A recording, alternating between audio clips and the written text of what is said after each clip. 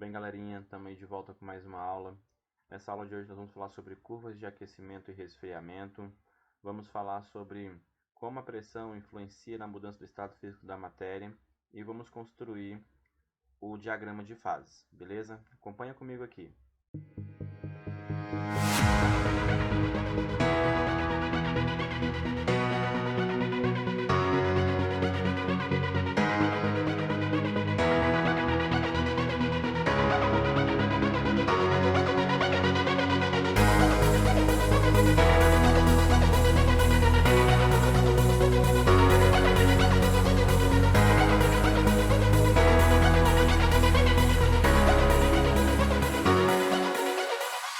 Então vamos começar aí a nossa aula falando sobre as curvas de aquecimento, tá? Então aqui tem uma curva de aquecimento, tá certo? Onde eu tenho a minha substância no estado sólido, aqui em 1. A minha substância no estado líquido, aqui em 2. E a minha substância no estado de vapor, aqui na posição 3, certo? Observe o seguinte, pessoal, para que a substância que está no estado sólido, ela alcance a temperatura de mudança de fase, ela vai ter que receber uma certa quantidade de calor Q1, tá? Essa quantidade de calor aqui é uma quantidade de calor sensível, tá? É a quantidade de calor que provoca a variação na temperatura da substância. E assim ela vai atingir o ponto de fusão e vai começar a mudar de fase, beleza? Então, nessa região aqui, eu tenho a fusão da substância. A quantidade de calor para que ocorra a fusão, nós vamos falar em calor latente, tá certo? Que é aquele que provoca a mudança no estado físico da matéria. Então, aqui, de Q1 até Q2, nós temos aí o calor latente. Beleza, de Q2 até Q3, a substância vai mais uma vez variar sua temperatura. Observe que o gráfico é temperatura por quantidade de calor, tá certo? Então vai variar sua temperatura.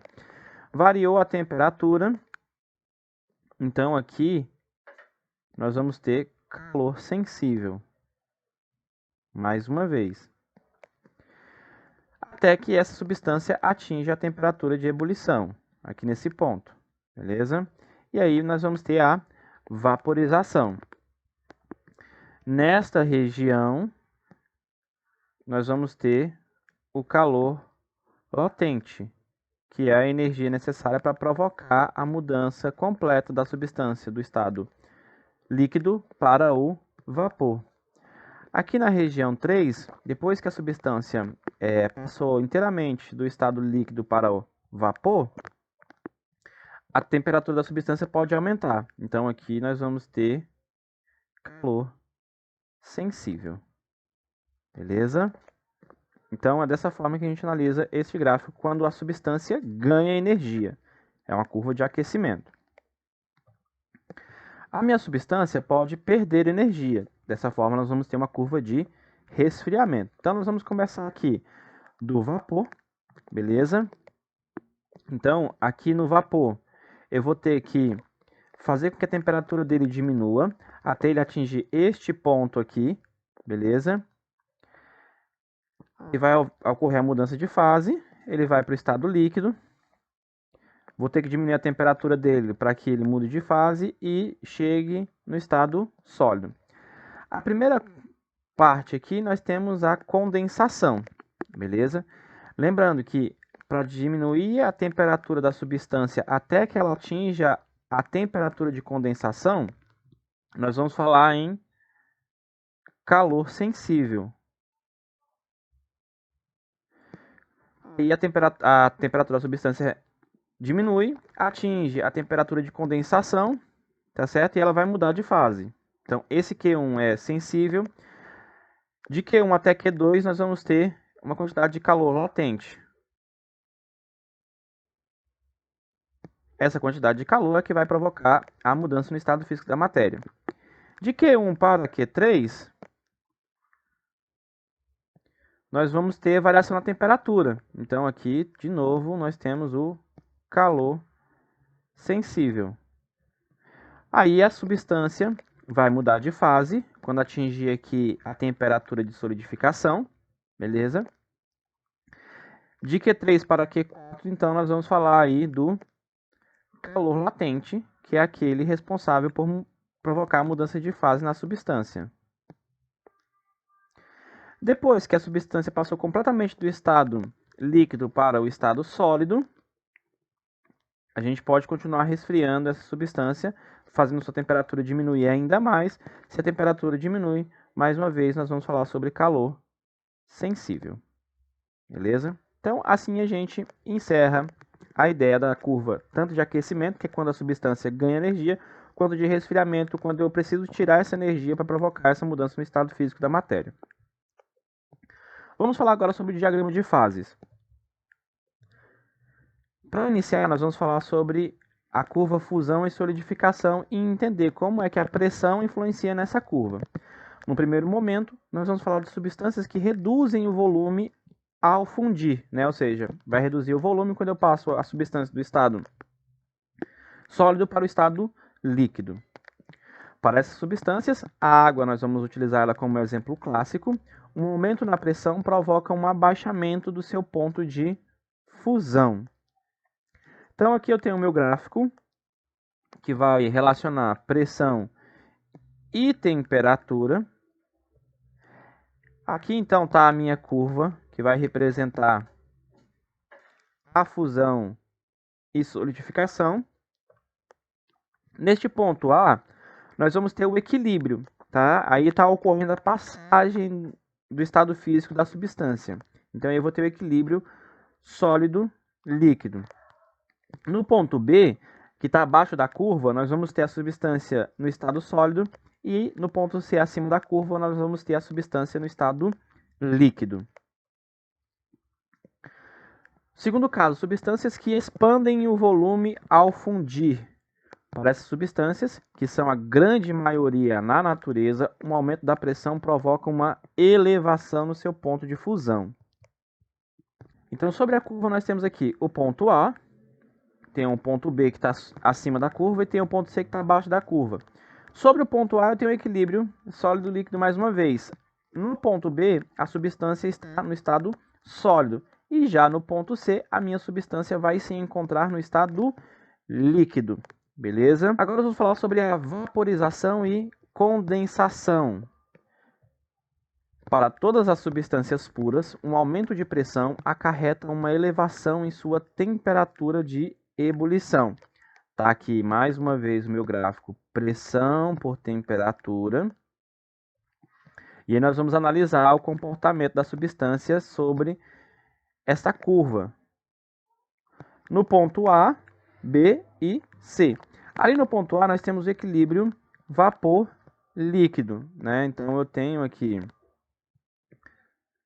vapor e tenho líquido. No ponto B, tá acima da curva, a substância está no estado líquido. Abaixo da curva, no ponto C, eu tenho a substância no estado de vapor. A água sob pressão de 1 atm entra em ebulição a uma temperatura de 100 graus Celsius. Isso aí já é comum para a gente, porque nós já estudamos isso, já falamos isso bastante, quando falamos sobre a quantidade de calor sensível e a quantidade de calor latente. Em uma panela de pressão comum, como a pressão atinge cerca de 2 atms, ou seja, estou dobrando ali a pressão sobre o meu líquido, né, sobre a água vai passar a entrar em ebulição a uma temperatura de 120 graus Celsius. Isso vai permitir o melhor cozimento de um alimento, beleza? Então a panela de pressão tem essa utilidade. Você vai aumentar a temperatura de ebulição da substância. Sublimação e o ponto triplo. A sublimação é a passagem direta de uma substância da fase sólida para a fase de vapor, ou da fase de vapor para a sólida. Então está aqui o nosso gráfico representativo. O sólido vai passar para o vapor, ou posso falar do vapor passando para o sólido. Costuma-se designar por ressublimação, a passagem direta vapor sólido, tá? É uma coisa que vai aparecer aí para vocês. São as condições de pressão e temperatura que determinam se uma substância pode ou não sublimar, beleza? Então eu tenho que ter essa condição ideal para que ocorra essa passagem no estado físico da matéria, do sólido para o vapor. Nós temos exemplos clássicos de substâncias que acontecem isso. A naftalina e o gelo seco, eles sublimam facilmente nas condições de pressão e temperaturas ambientes, beleza? Então, ponto triplo. O que é o ponto triplo? É um estado termodinâmico no qual uma mesma substância pode se encontrar em equilíbrio térmico coexistindo nas 3 fases. Tá? Então, você vai ter o líquido, você vai ter aqui sólido e você vai ter aqui vapor. Então, este é o ponto triplo. As 3 fases da matéria vão coexistir neste ponto, tá?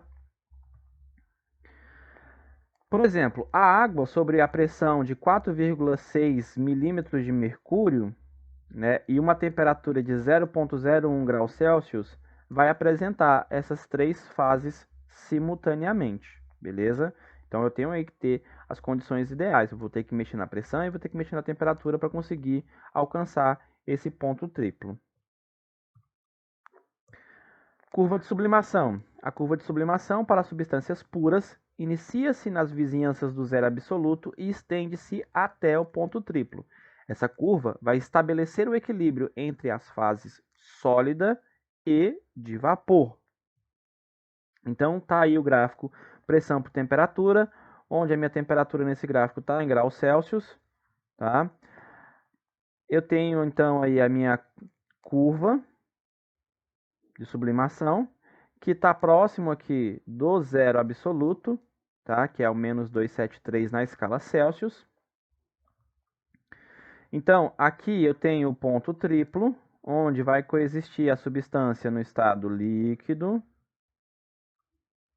sólido e vapor.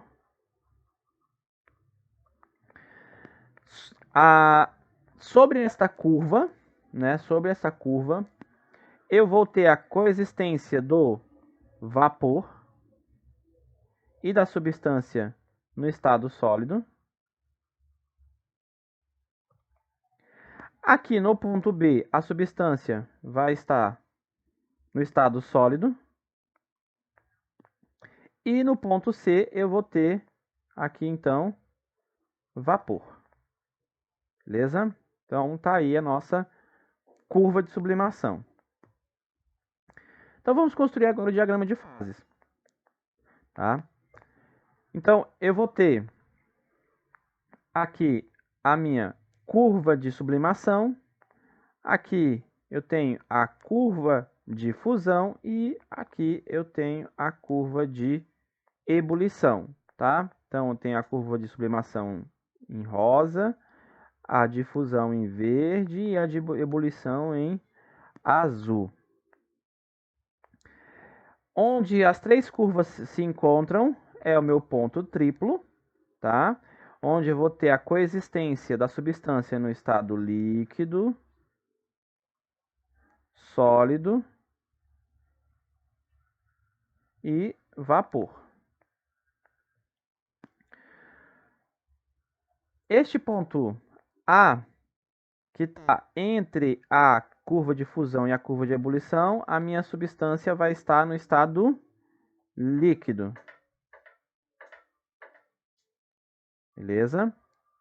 Aqui em B, que está acima da curva de fusão, tá? Eu vou ter minha substância no estado sólido. Abaixo da curva de ebulição, eu vou ter a substância no estado de vapor. Beleza? Então, isso aí vai ser recorrente para várias substâncias puras. Para fechar, vamos resolver um exemplinho. Beleza? Dado o diagrama de fases de uma substância, pergunta-se que mudança de fase ocorre quando a substância passa do estado A para o estado B e quando passa do estado B para o estado C. Então, vamos identificar. No A, a substância está sólida, no B está líquido e no C está no estado vapor. Quando eu passo do A para o B, eu estou mudando sólido líquido. Então, aqui eu tenho a fusão. A mudança do B para o C, eu estou mudando do estado líquido para o vapor. Eu vou ter, então, a vaporização. Beleza? Então, assim, a gente encerra a nossa aula sobre curvas de aquecimento e diagrama de fases. Muito obrigado a todos e até a próxima aula.